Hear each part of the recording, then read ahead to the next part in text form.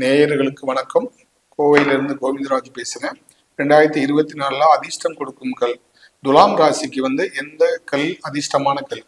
துலாம் ராசிக்கு வைரம், வைடூரியம், இந்த ரெண்டு கல்லும் அணியலாம். இப்படித்தான் பொதுவா நம்ம நவரத்ன கல் அணிஞ்சிருக்கிறோம். அடுத்தது துலாம் ராசிக்காரங்களுக்கு இப்ப என்ன திசை போகுதோ அந்த திசைக்கு உண்டான கல் போட்டிருப்பாங்க. இப்படி கல் போட்டு ஏதாவது பலன் கிடைச்சிருக்கா அப்படின்னா இல்ல. இந்த டாபிக்கைய மேல வைக்கிறோம் அப்படின்னு சொன்னா அதிர்ஷ்டம்னு சொன்னாதான் அந்த இதை பாக்குறாங்க, அந்த பாசிட்டிவான விஷயத்த முதல்ல போட்டா தான் கேட்குறாங்க. அப்படிங்கிறதுனாலதான் நம்ம அதை போட்டு இதுக்கு உண்டான டீட்டெயில சொல்றோம். எப்படி நம்ம இந்த கிரக தோஷங்கள்ல இருந்து எப்படி நம்ம விலகுறது, கிரக தோஷத்துல இருந்து நம்ம எப்படி வெளியில வர்றது அப்படிங்கிறத பத்தி டாபிக்கா நம்ம பேசுறோம். என்னுடைய நிகழ்ச்சியில பாத்தீங்கன்னா எல்லாமே உங்களுக்கு ரொம்ப பயனுள்ளதா தான் இருக்கும். ஏன்னா இந்த கிரகங்களை பத்தி நிறைய ஆய்வு செஞ்சு ஒரு புதுமையா ஒரு ஆக்டிவேஷன் எப்படி கொடுக்கறது, ஒரு கிரகத்தை எப்படி பாசிட்டிவ் ஆக்டிவேஷன் பண்றது அப்படிங்கிறத நிறைய கண்டுபிடிச்சு நேரடியாவே ஆக்டிவேஷன் பண்ணி காமிக்கிறோம்.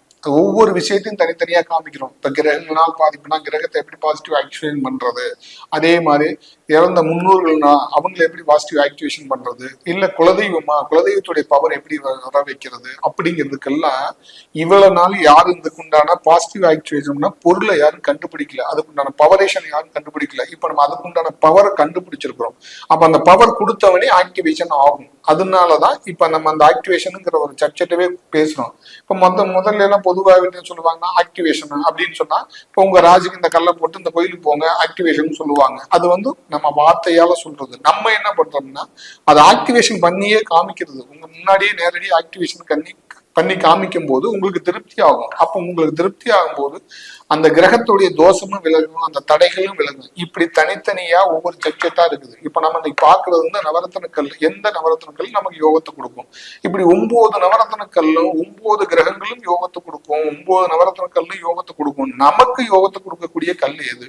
நமக்கு எந்த கிரகம் பாதிப்பை கொடுக்குது? எந்த கிரகம் பாதிப்பை கொடுக்குதோ அந்த கிரகத்துடைய தாக்கம் உடம்பை விட்டு வெளியில போகும்போதுதான் நமக்கு யோகம் ஏற்படும். நம்ம நிறைய பார்த்திருப்போம் ஜாதகத்தை. உங்க ஜாதகத்துல நிறைய யோகம் இருக்குதுன்னு இருப்பாங்க. ஆனா கண்ணுக்கு தெரியாம மறைமுகமா கிரகங்கள் உடம்புலயே லாக் பண்ணிருக்கும். நம்ம கண்ணுக்கு தெரியாது, நம்ம கண்ணுக்கு தெரியாம உடம்புலயே லாக் ஆயிருக்கும். அப்ப அந்த கிரகம் எதுன்னு நம்ம கண்டுபிடிக்கணும். அதுதான் ஜாதகத்திலேயே வரும். அப்படி கண்டுபிடிக்கும் போது அந்த கிரகத்தை அந்த நெகட்டிவ் கிரகத்தை நம்ம பாசிட்டிவ் பண்ணணும். எப்படி பாசிட்டிவ் பண்றது அப்படின்னா இப்ப குரு பெயர்ச்சி, இப்ப வருஷத்துக்கு ஒருக்க குரு பெயர்ச்சி மாறுறாரு. இப்ப எப்படி அந்த 8ல இருந்து 9க்கு போடுறாரு. அப்படி போகும்போது இப்படி கிரகங்கள் 9க்கு போனா 9ஆம் இடம், 10ஆம் இடம், 11ஆம் இடம் லாபஸ்தானத்துக்கு போகுது இல்லைங்களா? லாபஸ்தான குரு பகவான் போகும்போது நமக்கு தெரியுது இல்ல. இப்போ 5ஆம் இடத்துக்கு போறாரு, 9ஆம் இடத்துக்கு போறாரு, 10ஆம் இடத்துக்கு போறாரு. குரு இந்த இடத்துக்கு தான் நல்லது, 5ஆம் இடத்துல இருந்தா நல்லது, 7ஆம் இடத்துக்கு நல்லது அப்படின்னு நம்ம பாக்குறோம் ஜாதகத்துல.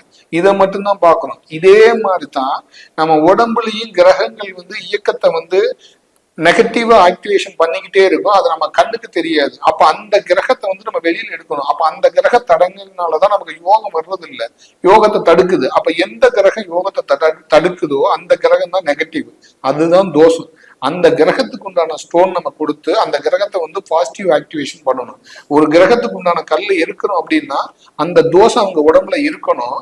ரெண்டாவது அந்த கிரகத்துடைய கல் போட்ட உடனே அந்த தோஷம் உடம்புல இருந்து வெளியில போகணும். இப்படி போனாதான் நமக்கு யோகங்கள் வேலை செய்யும். நம்ம என்ன பண்றோம் அப்படின்னா அதெல்லாம் பார்க்காம பொதுவா நம்ம கல்லு போட்டுக்கிறோம். அதை நம்ம செக் பண்றோமா? செக் பண்றது இல்லை.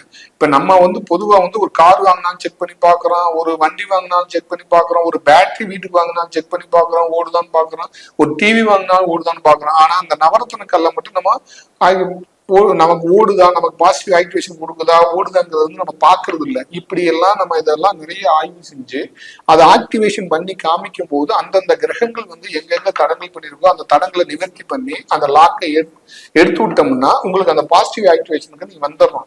ஏன்னா ஒரு லாக் இருந்துச்சுன்னா அந்த லாக்கை எடுக்காம நமக்கு யோகம் வராது. அது எதுக்கு இப்படி சொல்றோம் அப்படின்னு சொன்னா ஒன்றும் பிரச்சனை இல்லைங்க. அது எப்படி வெளியில வரணும் அப்படிங்கிறதா நமக்கு தெரியும். இப்ப ஒருத்தங்களுக்கு ஒவ்வொருத்தங்களுக்கும் ஒவ்வொரு டேலண்ட் இருக்கும். ஒருத்தங்களுக்கு ராசி பத்தி சொல்ல முடியும், ஒருத்தங்களுக்கு ஜாதகத்தை பத்தி சொல்ல முடியும், ஒருத்தங்களுக்கு கணிக்க தெரியும், ஒருத்தங்களுக்கு சொல்ல தெரியும், ஒருத்தர் கைரேகை பார்க்கணும், ஒருத்தர் கால் ரேகை பார்க்க முடியும், ஒரு மச்ச சாஸ்திரம் இருக்கு. இப்படி நிறைய ஜாதகத்துல நிறைய இருக்கு. இதை எடுத்து ரிலீஸ் பண்ணி கொடுக்கறது யாரு அப்படிங்கிறதுதான் யாருக்கும் தெரியல. அதைத்தான் இப்ப நம்ம புதுசா கண்டுபிடிச்சிருக்கோம். அப்ப எங்க லாக் இருக்கோ லாக்கை எடுக்கிறதுக்கு என்ன வழி, அந்த லாக்கை எடுத்துட்டா ரிலீஸ் ஆயிரும். அது மாதிரிதான் இப்ப நம்ம எங்கேயாவது ஊருக்கு போயிட்டு இருக்கும்போது ரயில்வே ட்ராக் போடுறாங்க, அந்த ட்ராக்கை எடுத்துட்டோன்னு தான் நம்ம போக முடியுது. அதே மாதிரிதான் நம்ம கண்ணுக்கு தெரியாமையே நம்ம உடம்புல கிரகங்கள் வந்து பாதிப்பை கொடுக்கும். அந்த எந்த கிரகம் பாதிப்பை கொடுக்குதோ அந்த கிரகத்து பாதிப்பை எடுத்து விட்டு அந்த கிரகத்துக்கு உண்டான ஸ்டோன் போடும்போது நமக்கு ஆட்டோமேட்டிக்கா யோகம் வேலை செய்ய ஆரம்பிச்சிடும். இப்ப நிறைய பேருக்கு வந்து யோகங்கள் நிறைய இருக்கும், ஆனா வேலை செய்யறது இல்லை. ஏன் வேலை செய்யறது இல்லைன்னா, இப்போ ஒண்ணு சுக்கரம் நல்லா இருக்குது, சுக்கர திசை ஓடுது, எனக்கு ஒண்ணுமே வேலை செய்யறது இல்லை அப்படிமா. என்ன காரணம்னா, இந்த 9 கிரகத்துல சுக்கரனை விட்டுருங்க, 8 கிரகம் இருக்கு இல்லைங்களா? இந்த 8 கிரகத்துல ஏதோ ஒரு கிரகம் வந்து லாக் பண்ணி வச்சிரும். அந்த லாக் பண்ணும்போது அந்த லாக்கை நம்ம எப்படி எடுக்கிறதுன்னு நமக்கு தெரியாம முழிச்சுக்கிட்டு இருப்போம். ஆனா நம்ம திசை ஓடுது, புத்தி ஓடுது, எல்லாம் ஓடுது, ஆனா ஒன்றும் நடக்கிறது இல்லை. இப்படி கிரகங்களே நம்மளை லாக் பண்ணி வச்சனாலதான் நம்ம யோகத்தை அனுபவிக்க முடியாமையே இருக்கிறோம். அதனால கல்லு தேர்வு செய்யும் போது நமக்கு தேவையா தேவை இல்லையா அப்படிங்கிறதுலாம் நம்ம செக் பண்ணி பார்த்து நம்ம ஆக்டிவேஷன் பண்ணி பார்த்து கொடுக்கும் போது வாழ்நாள் பூரா நமக்கு அந்த பலனை கொடுக்கும். நான் ஏன் இப்ப இந்த மாதிரி பேசிக்கிட்டு இருக்கேன் அப்படின்னு சொன்னா, இந்த கிரகங்களை பத்தி பேசும்போது ஒவ்வொரு விஷயம் ஒவ்வொரு விதமா நடக்கும். இப்ப நம்ம குரு ஓரையில குரு பகவானுடைய ஓரையில தான் நான் கிரகங்களை பத்தி நம்ம பேசுறேன். குருங்கிறது யாரு? குருங்கிறது யோகத்தை கொடுக்கக்கூடிய கிரகம், புனிதத்தை கொடுக்கக்கூடிய கிரகம், ஒரு கிரக தோஷத்தை விளக்கக்கூடிய கிரகம். அப்ப அந்த கிரகமே நம்மளை அதை பேச வைக்குது. ஏன்னா குரு பார்க்க கோடி நன்மை அப்படிங்கிற பழமொழி இருக்கு இல்லைங்களா? நடைமுறையிலேயே இருக்கு. லட்சம் பேத்துல இல்லாலும் ஒரு சில பேத்துக்கு இருக்கும். அந்த குரு பகவானுடைய ஆக்டிவேஷன் வந்து எந்த அளவுக்கு நமக்கு பாசிட்டிவ் ஆக்டிவேஷன் கொடுக்குது அப்படின்னு பார்க்கும்போது இப்படி ஒவ்வொரு கிரகங்களுடைய பார்வையும் நம்ம உடம்புல வந்துகிட்டே இருக்கும். நம்ம கேட்டுக்கிட்டே இருப்போம், இந்த கிரகங்கள்லாம் எப்படி இயங்குது அப்படின்னு பார்த்துக்கிட்டே இருப்போம். 24 மணி நேரமும் கிரகங்களுடைய இயக்கம் இருந்துகிட்டே இருக்கும். 7 கிரகங்களுடைய இயக்கம் 24 மணி நேரமும் எடுத்துக்கும். ஒரு நாளைக்கு ஒரு கிரகம் 3 மணி நேரம் எடுக்கும், 2 மணி நேரம் எடுத்துக்கும், ஒரு சில கிரகம் 4 மணி நேரம் எடுத்துக்கும். இப்படி கிரகங்கள் வந்து நேரத்தை எடுத்துக்கிட்டே இருக்கும்போது அதை ஓரைன்னு நம்ம சொல்லுவோம். நமக்கு எந்தெந்த நேரத்துல எந்தெந்த கிரகங்கள் நமக்கு பாதிப்பு கொடுக்குதோ அந்தந்த கிரகத்தை கரெக்டா கண்டுபிடிச்சு அந்தந்த கிரகத்தை வந்து நம்ம லாக் பண்ணிட்டோம்னா நம்ம சக்சஸ் ஆயிடலாம். இப்ப எப்படி சனி பயிற்சி வந்தா பயப்படுறோம், சனி 8ஆம் இடத்துக்கு வந்தா பயப்படுறோம், அது மாதிரி எந்த ஒரு பயிற்சி வந்தாலும் நம்ம பயப்படாத அளவுக்கு நம்மளுடைய பாதுகாப்பை ஏற்படுத்தி கிரகங்கள்ல இருந்து ஈஸியா தப்பிச்சுக்கலாம். அப்படி தப்பிச்சு நம்மளுடைய வாழ்க்கையில வந்து ஒரு மாற்றத்தை ஏற்படுத்த முடியும். நம்ம எப்படியா இருந்தாலும் ஒரு கிரகங்கள் பாதிப்புலதான் நம்ம இந்த உலகத்துல இருக்கிறோம் அப்படிங்கறத அவங்க தெரிஞ்சுக்கணும். ஏன்னா இயற்கையை மீறி எதையும் செய்ய முடியாது. அப்ப கிரகங்கள் வந்து நம்மளுடைய தான் இருக்கும், நம்மளுடைய தான் டிராவல் பண்ணும். அது மாதிரி இந்த கிரக டிராவல்ல இருந்து, இந்த கிரக பிரச்சனையில இருந்து, நம்ம உடம்புல இருந்தும் சரி, இந்த பிரச்சனை இருந்து விலகணும்னா இந்த கிரகத்துல இருந்து நம்ம வெளியே வர்றதுக்கு அழகா ஈஸியா நம்ம கண்டுபிடிச்சிருக்கோம். அதன் மூலமா கரெக்டா நம்ம கிரகங்களை ஆக்டிவேஷன் பண்ணி நெகட்டிவான கிரகத்தை பாசிட்டிவ் ஆக்டிவேஷன் பண்ணி நம்ம உடம்புல வந்து பாசிட்டிவ் ஆக்டிவேஷனோட நம்ம இயங்கும் போது பல பிரச்சனைகள் வந்து ஈஸியா வெளியேறலாம். இப்ப இந்த மாதிரி என்னுடைய நிகழ்ச்சியை பார்க்கும்போது உங்களுக்கு பிடிச்சிருந்தா, இதை பத்தி சந்தேகம் இருந்தா எனக்கு கூப்பிடுங்க, கேளுங்கன்னு அதுக்கு நான் டீட்டெயில் சொல்றேன். தேவைப்பட்டா கான்டாக்ட் பண்ணுங்க. நன்றி நேயர்களே, வணக்கம்.